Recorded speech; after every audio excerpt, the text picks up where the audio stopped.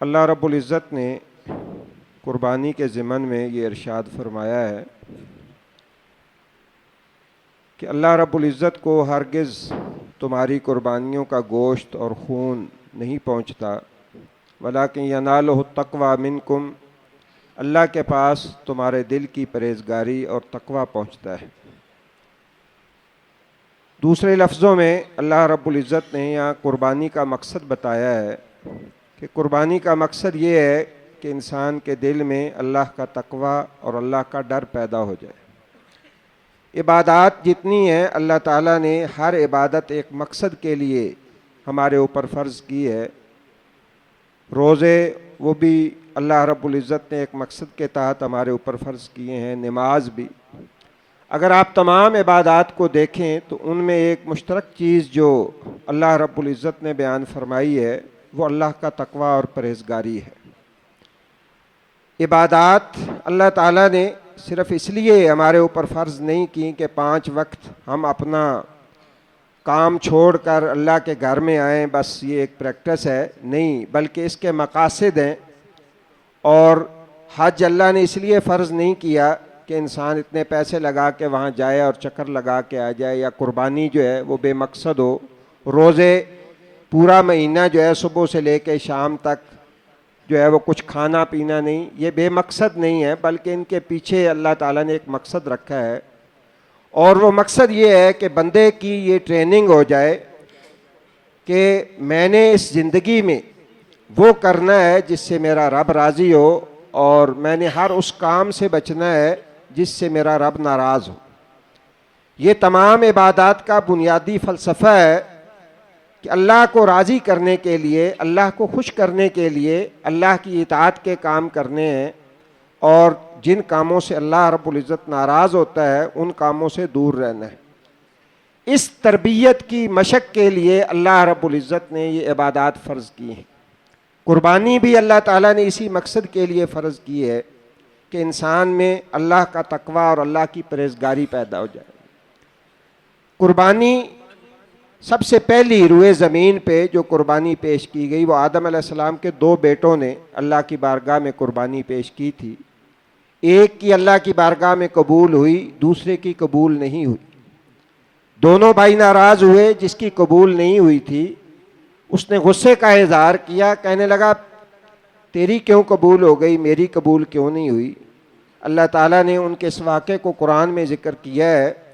جس کی قبول ہوئی تھی اس نے یہ راز بتایا اپنے بھائی کو کہ تیری قبول کیوں نہیں ہوئی اور میری قبول کیوں ہوئی ہے، تو اس نے کہا انما یتقبل اللہ من المتقین، اللہ تو صرف پرہیزگاروں کی قربانی قبول کرتا ہے۔ قربانی دینے کے لیے تو شرط یہ ہے کہ انسان مسلمان ہو، لیکن قربانی قبول کروانے کی شرط یہ ہے کہ انسان صرف مسلمان نہیں بلکہ متقی بھی ہو، اللہ سے ڈرنے والا بھی ہو، اللہ کا تقوی اور پرہیزگاری بھی اس کے دل کے اندر ہو، تب جا کر قربانی اللہ کی بارگاہ میں قبول ہوتی ہے۔ آدم علیہ السلام کے دونوں بیٹے مسلمان تھے، دونوں نے قربانی پیش کی، جس کی قبول ہوئی اس کی وجہ یہ تھی کہ اس کے دل میں اللہ کا تقوی تھا، اللہ کے احکام کو ماننے کا جذبہ دل کے اندر تھا، اللہ کے اوامر اور نواہی کا احترام اس کے دل میں تھا، اللہ تعالیٰ نے اس کی قربانی قبول کر لی۔ آج ہمارے لیے بھی قربانی کی وہی شرط موجود ہے۔ یہ تو اللہ تعالیٰ کا فضل ہے، اللہ تعالیٰ کا احسان ہے کہ اللہ تعالیٰ نے رسول اکرم صلی اللہ علیہ وسلم کی امت پر یہ فضل کیا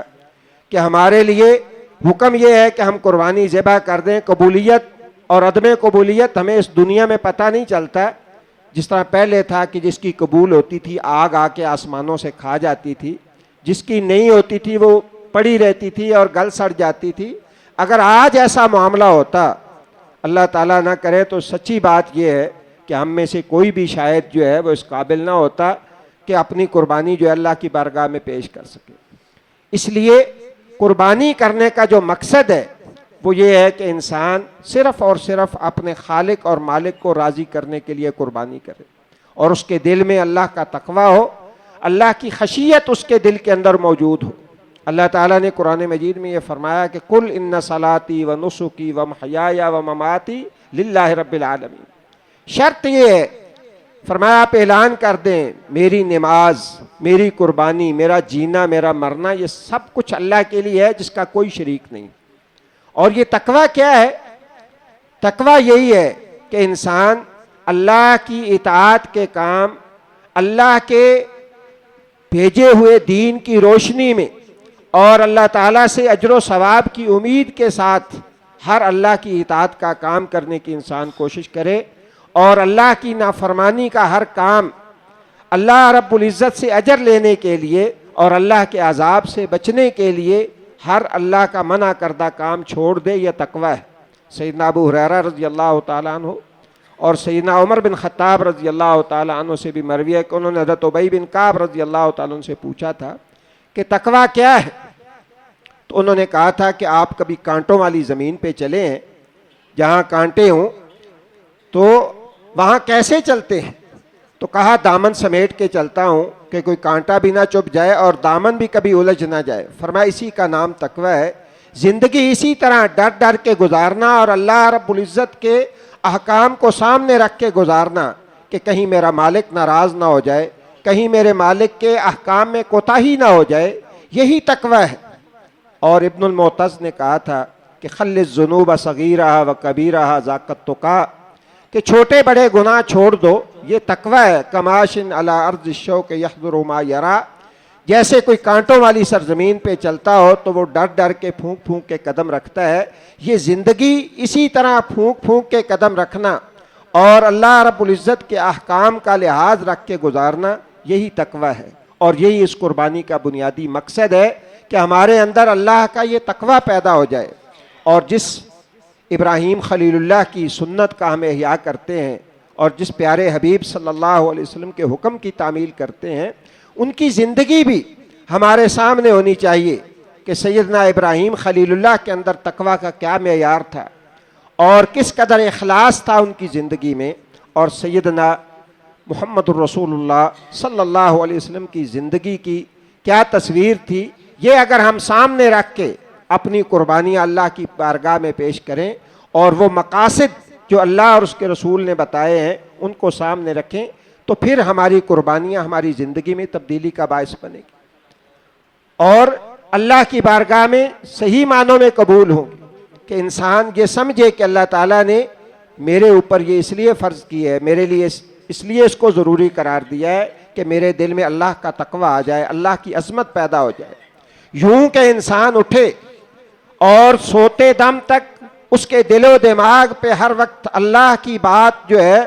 اس کا غلبہ ہو، اللہ کے احکام کا غلبہ ہو۔ انسان ایک ایک قدم پھونک پھونک کے رکھے اور سوچ سوچ کے رکھے کہ کہیں میرا مالک ناراض نہ ہو جائے۔ آپ کسی دفتر میں کام کرتے ہیں، کسی آفیسر کے نیچے کام کرتے ہیں جس کی اللہ کے مقابلے میں تو کوئی مثال ہی نہیں ہے، لیکن ایک دفتر میں کام کرنے والا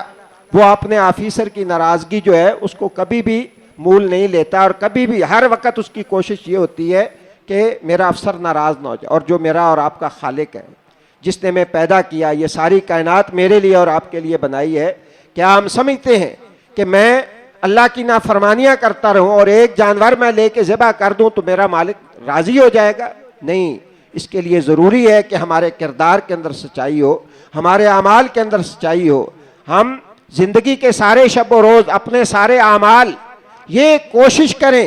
کہ کہیں اس میں میرا مالک جو ہے وہ ناراض نہ ہو جائے، میرا خالق ناراض نہ ہو جائے۔ زندگی کے تمام اعمال اللہ اور اس کے رسول کے احکام کے مطابق گزارنے کی کوشش کریں،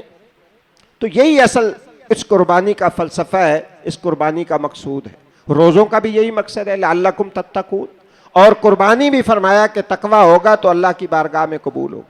اللہ تعالیٰ مجھے بھی اور آپ کو بھی اپنے اندر تقویٰ اور پرہیزگاری پیدا کرنے کی توفیق عطا فرمائے، اور جو قربانیاں ہم اللہ کی بارگاہ میں پیش کرنے کے لیے جا رہے ہیں، اللہ تعالیٰ خالصتاً اپنی رضا کے لیے ریاکاری سے بچتے ہوئے اللہ تعالیٰ ہمیں یہ عمل کرنے کی توفیق عطا فرمائے۔ سبحانک اللہم و بحمدک، اشہد ان لا الہ الا انت، استغفرک و اتوب الیک۔